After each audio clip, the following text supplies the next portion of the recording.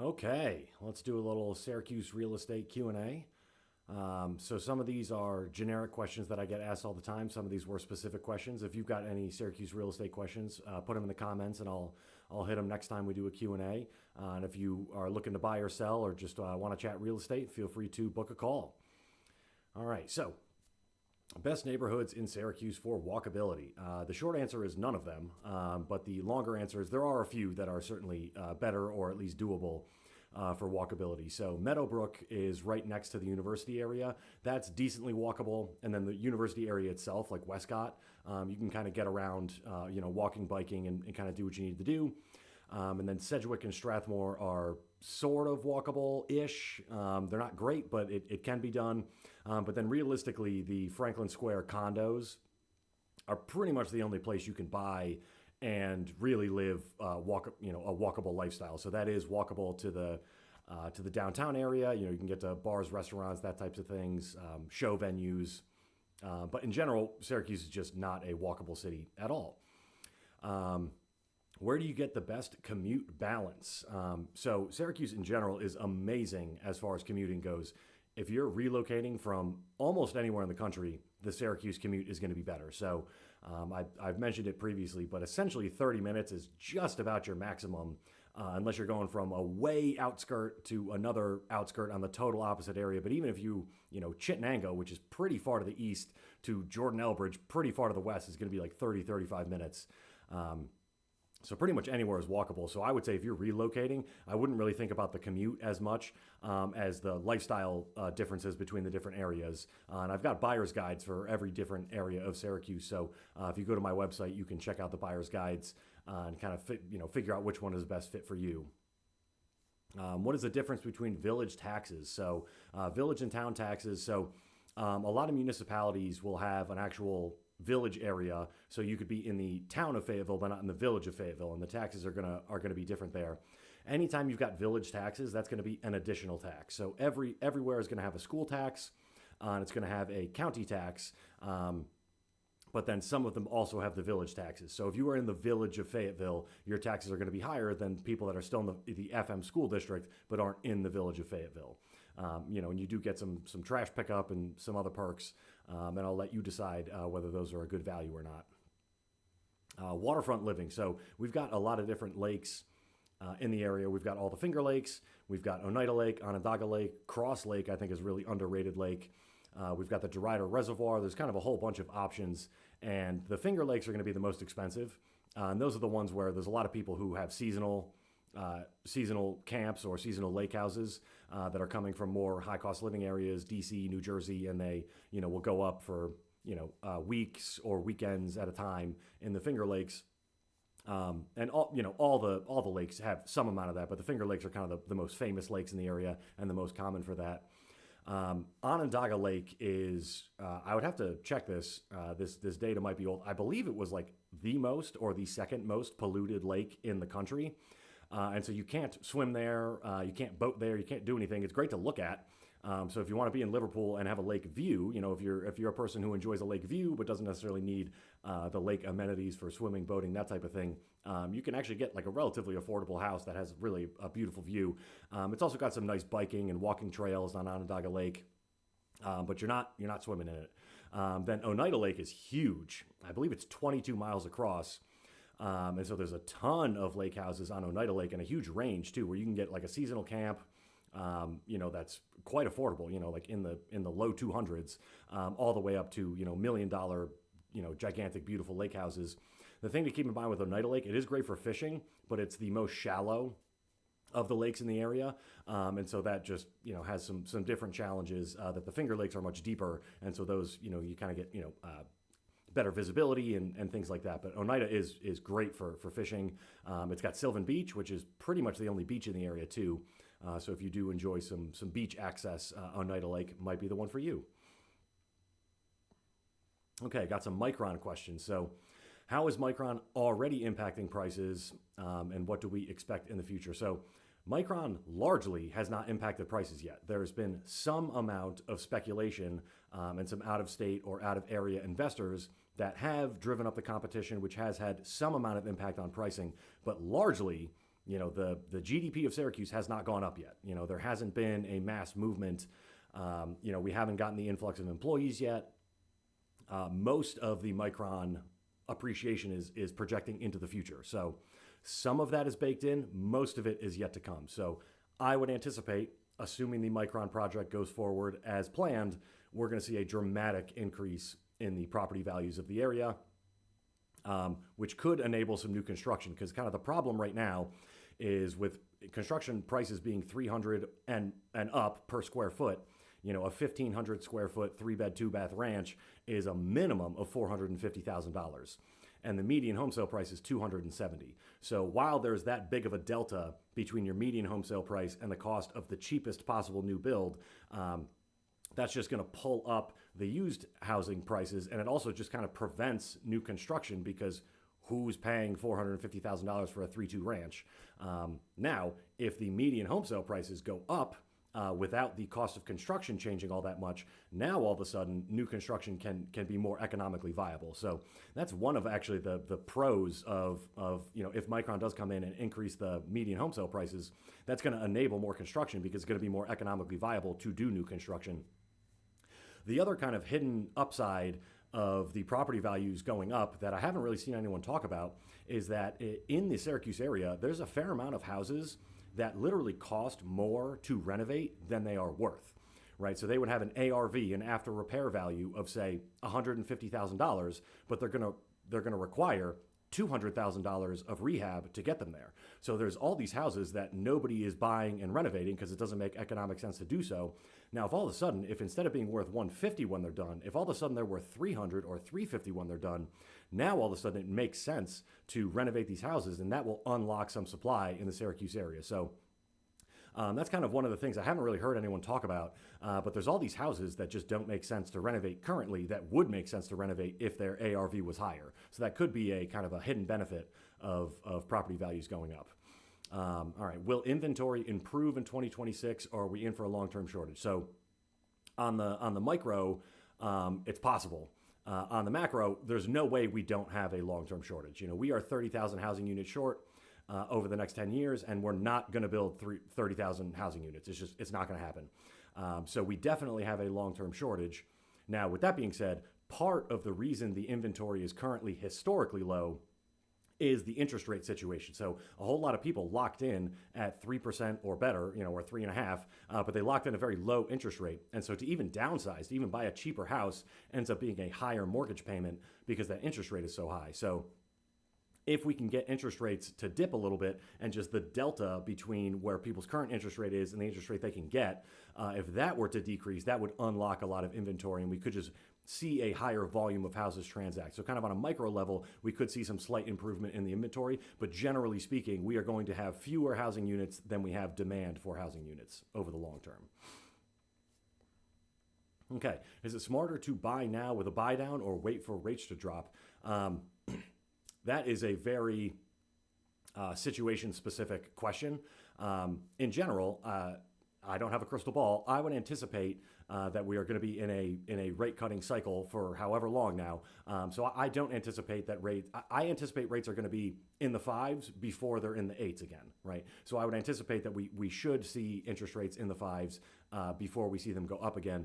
So in that sense, buying now, not paying points, not doing a buy down of the interest rate, buying now and then just waiting for interest rates to drop and refinancing, I think is likely a better outcome for you. But again, I don't have a crystal ball. Anything could happen. And so if you're able to buy down your rate for an affordable amount and you get locked in at, 5.25 or 5.5, 5.75, that's very possible that ends up being a value surplus in the long run. If it was me and I was buying for myself, I would not buy the rate down. I would wait for rates to drop and refinance at that point. What price brackets are most competitive in Onondaga County? So all of them is the short answer. But essentially, I think of it as, you've got the sub 180,000 category, which is very competitive, and there's just not that many houses in desirable locations in that price bracket. So those kind of are and will always be competitive. Then you've got the 180 to kind of 220, 230 range, and those are hyper competitive. So you see like some some 3-1 ranches in Liverpool, as an example. There's, in the Galeville area, there's a fair amount of 3-1 ranches that are in that 180 to 220 range, and their average days on market is like 3. Like, they go extremely quickly. So those are just super hyper competitive. Then I like to think of it as like the 220 to 300 range. So kind of in the mid to high 200s. That's also quite competitive. There's a lot of people buying in that price range. The days on market is probably not quite as low, but it's still very low. And then 300 to 400 is you're starting to get slightly less competitive. There's not quite as many buyers for that area. And you do have to kind of match the right buyer with the right house. That's not just going to be everyone floods in and immediately pays whatever you're asking and more. And then kind of anything above 400, and especially when you get above 500, that's where you start to see a dip in just the volume of buyers. And that's where you can see stuff that's even priced appropriately sit for a little bit longer. And again, by a little bit longer, I'm talking like 15 days, 20 days. Still historically, they're moving very fast, but kind of that above 400, 500, 600, that's where there's a better match between the inventory and the number of buyers. All right, can you do a 203K rehab loan in the Syracuse area?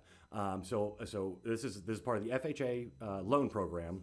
So FHA is the Federal Housing Authority. They have traditional FHA loans, which are a great loan product, 3.5% down.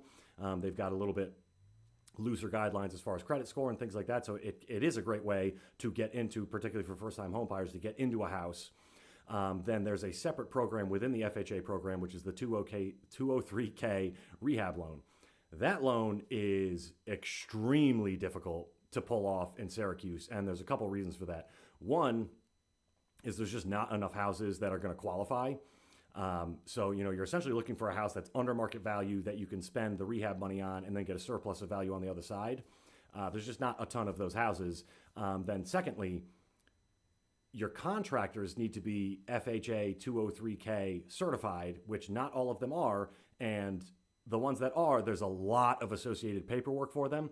And so you're going to be paying a premium for those contractors. Those are not going to be your cheapest contractors. You're going to be paying, kind of retail plus for all of that work. And even after you pay retail plus, there still has to be a surplus of value on the other side, or FHA will not approve the loan. And then the last bit of it is just that's a huge contingency to ask of the sellers. So unless you have a really distressed seller, it's very difficult to get a 203K rehab loan accepted, an offer accepted that includes an FHA rehab loan. So can it be done? Of course, everything can be done, but it is extremely difficult, and you're likely either lucky or having to pay for it in one way or another. Either you're paying for it with some extremely expensive rehabs, or you're paying for it on the purchase price side because that's how you're compelling the seller to choose your offer. There's probably some way that you're paying for it. Okay, closing costs. So in New York, the biggest closing cost by far is that it's the property taxes. So you essentially have to pay 1 full year of property taxes at closing. And let's just imagine that we have a June 1 closing. So half of the year, the seller lived there and they paid the taxes for that half of the year.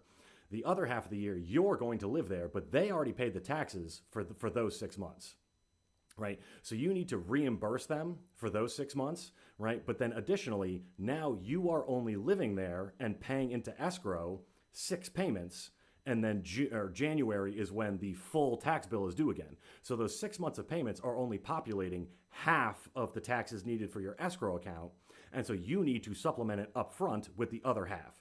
So since you're paying the seller for half of the year that they didn't live there, and then you're pre-populating your escrow account with about a half year's worth of taxes, it essentially requires that you pay 1 full year of taxes at closing. And so obviously this moves, and which percentage of it's going to the seller versus which percentage of it is pre-populating your escrow account changes, but they just move together, right? So if the seller only prepaid 2 months, then great, you only have to reimburse them 2 months, but now you're only making 2 escrow payments, so now you need to pre-populate with 10 months. So kind of it doesn't really matter when you close in the yearly scale. It ends up being about 1 year's worth of taxes that you pay at closing. So that's the biggest closing cost by far. There's also a transfer tax, and then depending on your bank, there's going to be some lender fees. You got to pay your attorney. If you had an inspection, you need to pay the inspector, the appraisal. There's those things that kind of nickel and dime you, but those are usually small potatoes compared to the big kahuna, which is the 1 year of property taxes. Okay, seller concessions versus price cuts. What makes more sense? So it kind of depends on what perspective you're looking at it from. From the seller's perspective, price cut always wins. It's just very easy to communicate to the buyer what you are trying to convey with a price cut. If you say, hey, we're offering, whatever, $10,000 in seller concessions, some percentage of people are not going to know what that means, and they are not going to realize that that's beneficial to them. Whereas a price cut, everybody understands a price cut. So from a seller's perspective, the answer is almost always a price cut. From a buyer's perspective, seller concessions can be very helpful. And essentially what you're doing is you're rolling money into the loan, so you get more cash on hand. So if you're a first-time home buyer and you're kind of emptying the piggy bank and scrounging between the couch cushions to come up with your down payment and closing costs, your biggest problem is cash on hand, right? So your biggest problem is not qualifying for the mortgage. Your biggest problem is the amount of cash on hand. If you have seller concessions, they may credit you $10,000 towards your closing costs, and then the bank is going to do $10,000 on top of the loan. So the catch there being is the house has to appraise for the higher amount. So let's just say a $200,000 purchase price, and then you're going to ask for $10,000 in concessions. The purchase price goes up to $10,000, and then the seller is crediting you $10,000 towards your closing costs. But now the bank the house has to appraise for $210 because the bank is lending on $210.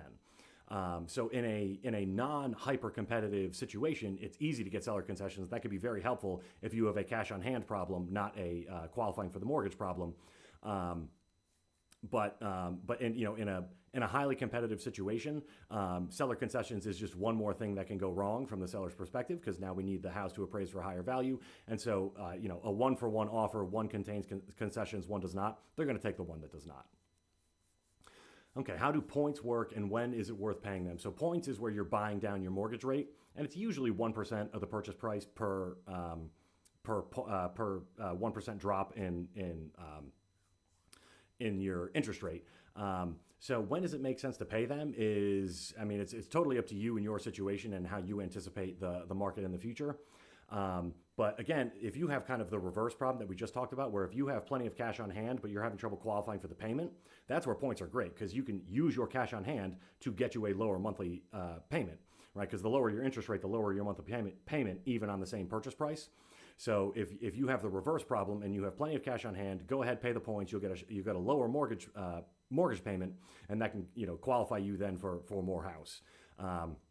Then additionally, like back in 2022, when interest rates were at 8, then it made a lot of sense to buy down to 7 or 6 3/4, because it was going to be a while before you could refinance. So in that sense, you can make some projections there. Now there is just kind of a simple math problem here, where if you're paying $5,000 and you're getting 1% lower on the interest rate, you could just do the math. How long does that take you to recoup those $5,000? I generally think if you can recoup your points within a year, maybe within 18 months, then it's a good value. If it's going to take you 2 years, 3 years, 5 years to recoup those points, then it's probably not worth doing. All right, are home sale contingencies still viable? The short answer is no. The longer answer is there's 2 types of home sale contingencies. So on the one hand, you can have a home sale contingency where you're saying, accept my offer, and then I'm going to go and put my house on the market. Then my house will sell, and then I'll use those proceeds to buy your house.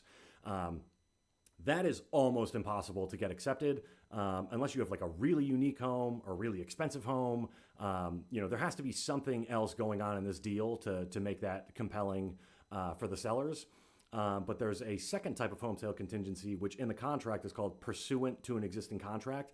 So that means that we've already got your house under contract, and we're saying that it's just contingent on this existing contract. We already have it under contract. That just needs to close.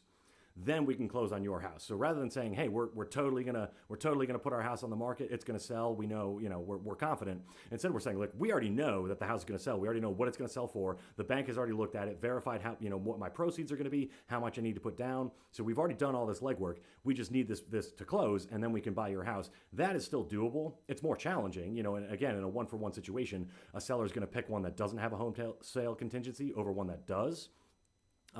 But that pursuant to an existing contract style of home sale contingency can be done. And that I've done a fair number of times, even in this past year, in a hyper-competitive market. All right, how do appraisal gaps work? Okay, so I feel like I've tried to explain this like 5 different times, and I've never quite nailed it.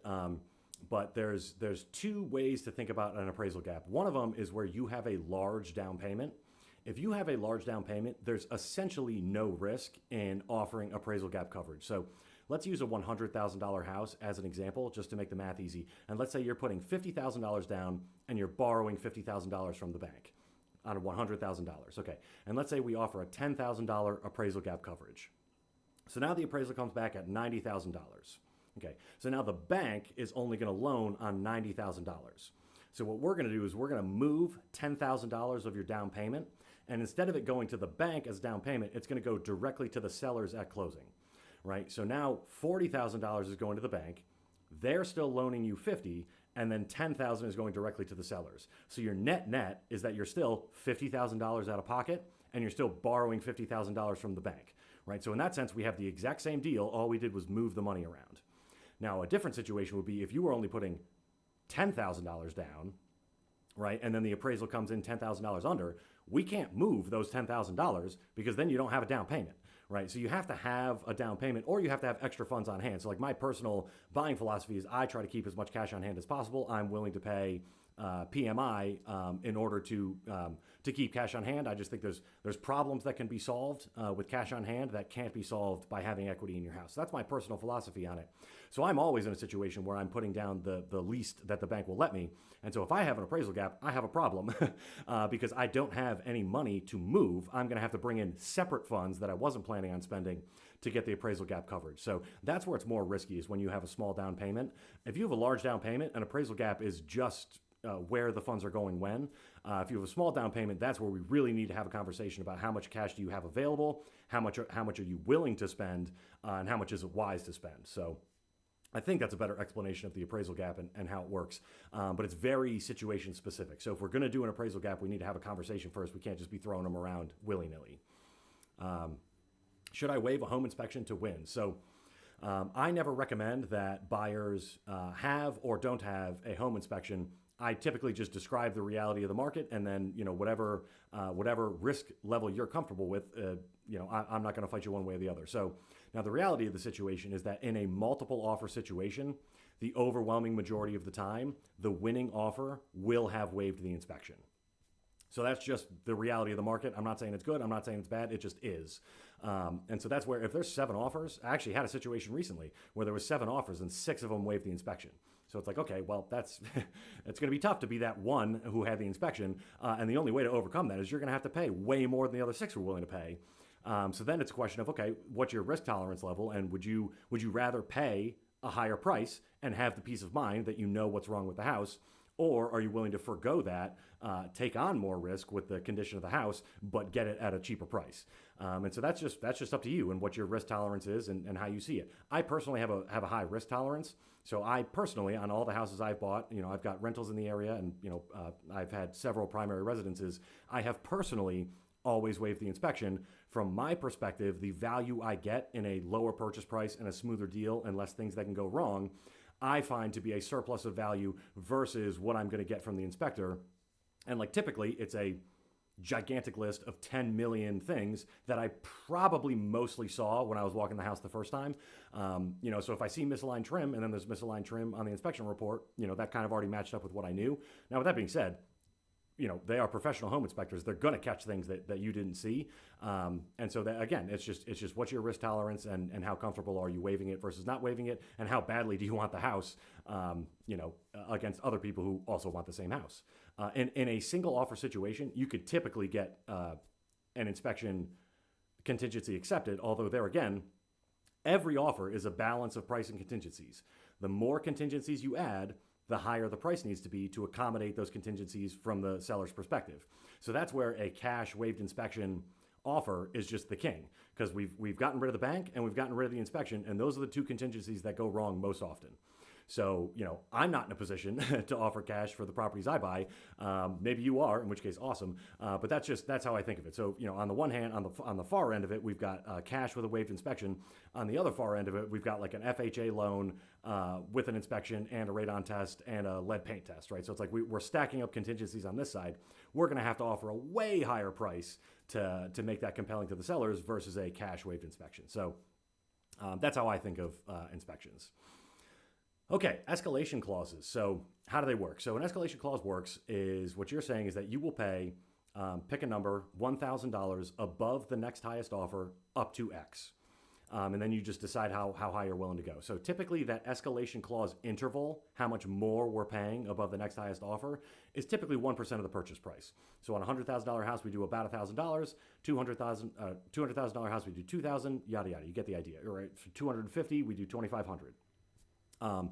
Now, there's a little bit of nuance there because it depends on what we need to overcome with our escalation, right? So again, that's where I'm talking. If we're fighting with someone who is a cash waived inspection, our escalation interval is going to need to be quite a bit higher to accommodate the fact that we're fighting a cash offer with a waived inspection. So if we're FHA with an inspection, we may need to be $5,000, $10,000 above the next highest offer to get that accepted. And so that's where anytime we're doing an escalation clause, we do need to have a conversation about it first and just make sure that our interval is the correct interval. Because another thing that happens is, like, a lot of times I'll have buyers submit an offer, and let's say our escalation goes up to $325, and then we don't get it. 60 days later, we check the sale price, and the sale price was $295, and it was like, well, we would have paid $325 for it. Why did they take $295? Well, they took $295 because we were only $3,000 above the highest offer. So where we thought, oh, we're offering $325, we weren't. We were offering $298. Right? So we were offering $298 versus the $295, and then whatever that difference was, we had contingencies they didn't have, and so it was worth it to the sellers to forego the $3,000 to take the lower priced offer, right? And so that's where your escalation clause is only as good as your terms, and so that's where it does require a conversation before you include them. Then the other thing is, you never ever put an escalation clause in an offer until there is a second offer. So if you're the first offer, you don't add your escalation clause because you're just showing your hand. You're showing the seller, like, hey, this is how much I'm actually willing to pay. I know I'm only offering you this, but I'm actually willing to pay that. Don't show them that until you absolutely have to, right? So once a second offer comes in, now it's a fight, right? Now we need to add our escalation clause. We need to, do whatever we can to make our offer as appealing as possible. Don't do that until there's a second offer, or ideally even more than that. But when you're the only offer, never, ever have an escalation clause attached to it. Okay. How much earnest money is typical, and can it be refunded? So earnest money is typically about 1% of the purchase price. So, on a $2,000 house, or 200, wouldn't that be nice? On a $200,000 house, it's going to be about $2,000, and then I typically round up. So on a $230,000 house, we'll do $2,500. And the way earnest money works is that it's held in escrow, and then it's put towards your down payment at closing. And so essentially that's just a good faith deposit to let the sellers know that you are serious, you're not backing away from this deal, and you're a serious buyer. Now, can it be refunded? Yes, it depends on why the deal falls apart. So if it fails inspection, if there's an issue with the title work, if there's a issue with the condition of the home when we do the final walkthrough, any of those types of things, you get your earnest money back. If someone gets hit by a bus, anything like that. The only way you lose your earnest money is if you just kind of wake up one day and decide you don't want the house anymore, in which case, the seller deserves your earnest money because you didn't perform to the contract. So, that is how earnest money works. Okay, what's a realistic offer timeline from first showing to keys? Okay, so I wouldn't go first showing to keys. I would go from the offer being accepted to keys, right? Because from the first showing to the offer, that's up to you how fast you're ready to move. Once we put in the offer though, and the offer is accepted, a financed offer is almost always 60 days or more, and then a cash offer is typically 30 days or more. Now it's possible to beat the 60-day mark, and there's a couple ways that I recommend. If we really, if your lease is coming up, or like there's some reason that we really need to act quickly, there's a few things we can do. And so one of them is we can take the existing survey with an affidavit of no change. So right now, the thing that's holding up all my deals is that the surveyors are booking out 30, 45 days out. And so we're just kind of sitting around twiddling our thumbs, waiting for the survey to come back, and the rest of everything is done. So if we take the existing survey with an affidavit of no change, meaning the sellers are saying, yep, this is the survey that I have, and nothing has changed in this survey since I purchased the house, that can speed things up. And the other thing is just having all your paperwork buttoned up on the lending side of things. So typically the first 30 days is when the bank is doing their thing, and the next 30 days are when the attorneys are doing their thing. Now, if we shorten the amount of time before we get the commitment letter, then the attorneys can get started earlier and we can close earlier.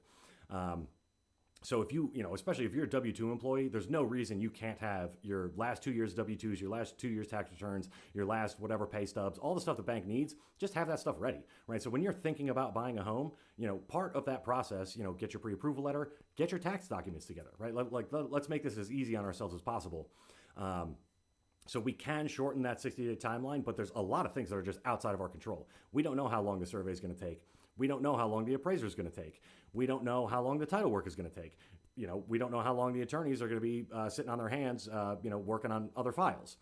So there's so many things that are outside of our control that, we can do everything on our end and still end up being delayed, but we might as well at least get everything done that we can get done to compress that timeline. But the short answer is 30 days for a cash offer, 60 days for a financed offer.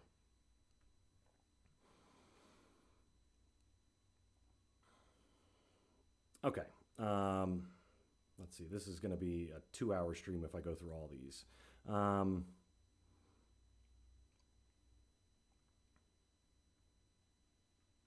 Okay. Let's do a couple investing ones. So, what cap rates are you seeing for small multifamily? So I don't think of multifamily from cap rate. Cap rate is typically for a 5+ unit, where you're looking at a commercial loan. So you can get a conventional loan on a 2 to 4 unit. 5+ is where you have to do a commercial loan, but typically 5+ is where you see commercial lending, commercial math being done, and that's where we're thinking about the cap rate. I don't really think about cap rate for small 2 to 4 units. I think about the cash on cash return. Now, the cash on cash return can be pretty amazing in Syracuse. You can be in the teens easily, and you can even be into the 20s.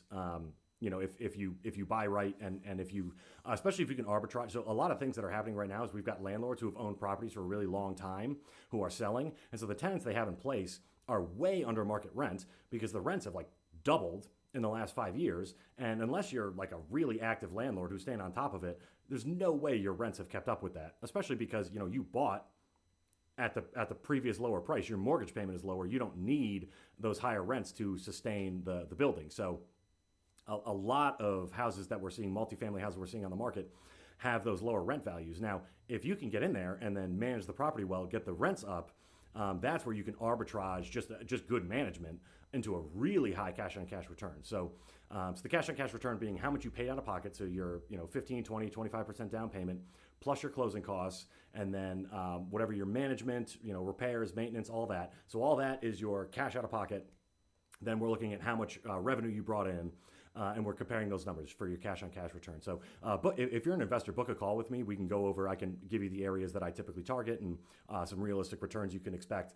But we can go really in depth on some multifamily. If you're an investor, please book a call. All right, DSCR loans. This is my favorite loan because I hate paperwork. So DSCR is debt service coverage ratio loans. They work amazing in Syracuse because every single property cash flows. Right, every multifamily in Syracuse cash flows way better than the DSCR lenders require. So they're great. So what I love about DSCR loans is it's just way less paperwork.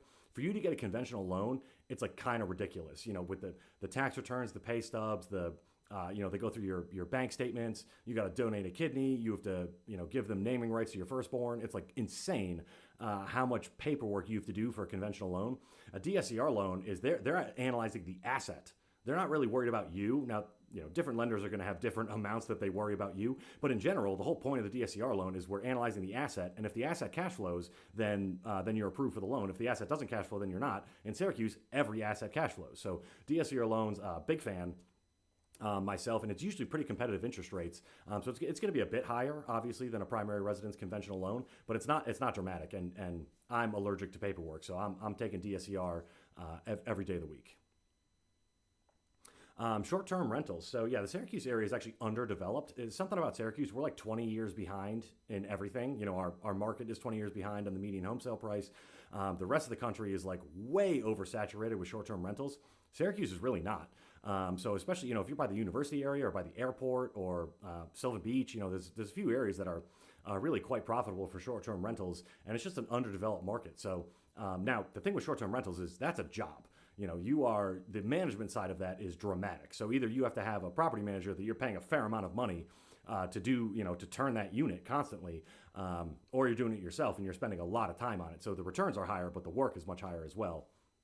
But Syracuse, you can do short-term rentals, and the every municipality is different, but in general, the laws are more favorable here than they are in many other metropolitan areas. Best areas for house hacking is everywhere. House hacking is incredible in Syracuse. You in a duplex, you can get almost your entire mortgage payment, sometimes your mortgage payment plus, covered by the second rent. So Syracuse is an amazing area to house hack. I house hack currently. I've house hacked multiple houses. That's kind of how I built my portfolio, was just jumping house to house hacking. Now every owner occupied loan, you have to live there for a year. So you can only move once a year. But you could if you house hack every year for 5 years, you got 5 rental properties that are all cash flowing, and you barely paid your mortgage that whole time because the rent was covering it. So house hacking in Syracuse, literally pick a spot. It's amazing everywhere. All right, let's do a couple more.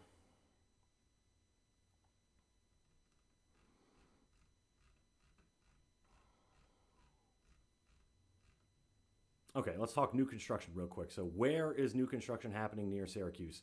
Not many places, and it's places that justify high purchase prices. So you're not going to see new builds in areas that don't justify $450,000 and up.